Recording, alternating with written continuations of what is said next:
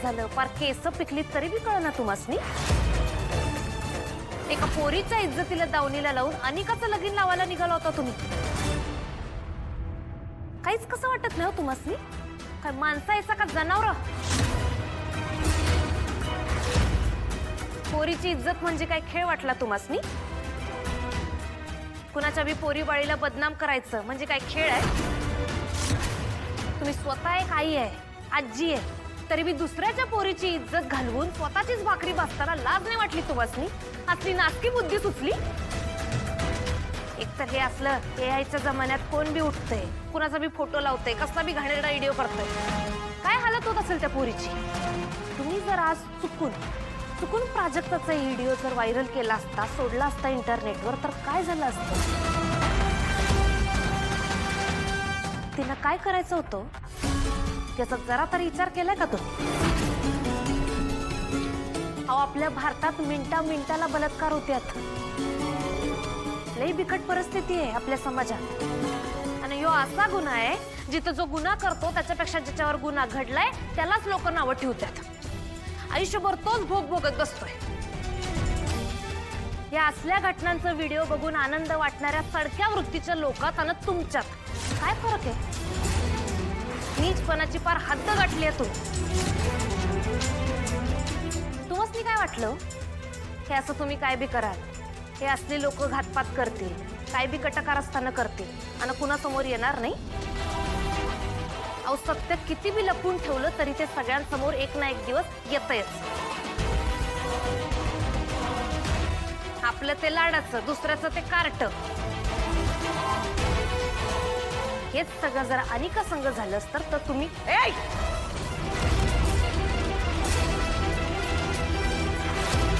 और बोललीस आता जर ह्याच्या पुढे बोलशील ना तर ना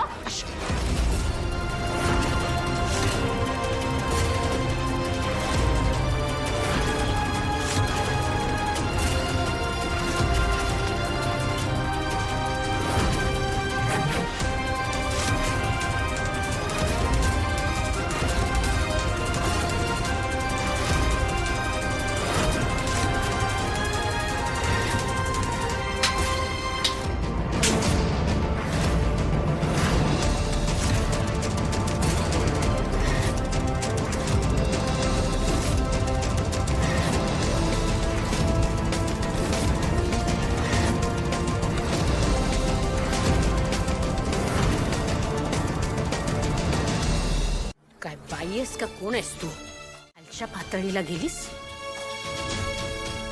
नीचपणाचा कळस गाठलास कामिनी. शब्दन शब्द खरा आहे कमळीचा. तुझं पितळ तिने उघडं पाडलं म्हणून तिच्यावरच हात उगारत होतीस? अगं, जनाची नाही निदान मनाची तरी लाज बाळगायचीच ना. एवढं विष कुठून आलंय तुझ्या अंगात? तुझं माझं नातं आहे हे सांगायची लाज वाटते मला.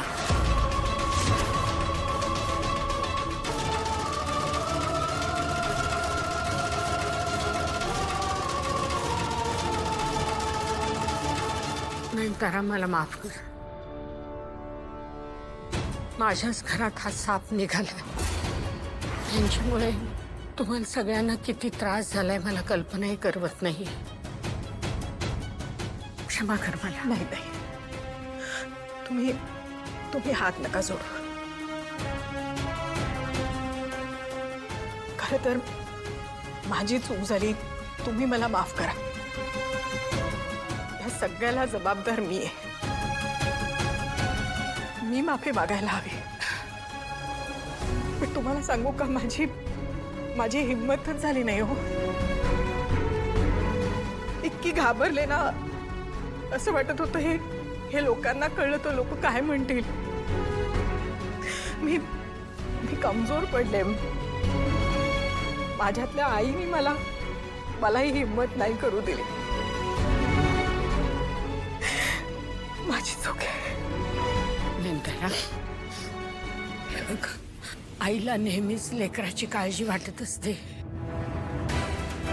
मी तुझ्या भावना समजू शकते. त्यामुळे तू जे केलंस ते पूर्ण चुकीचं होतं असं नाही म्हणू शकत मी, पण तू तर एवढी कणखर बाई आहेस, तुला मी काय सांगू. अगं अशा घाणेरड्या लोकांसमोर आपण झुकायचं नसतं, त्यांना घाबरायचं नसतं,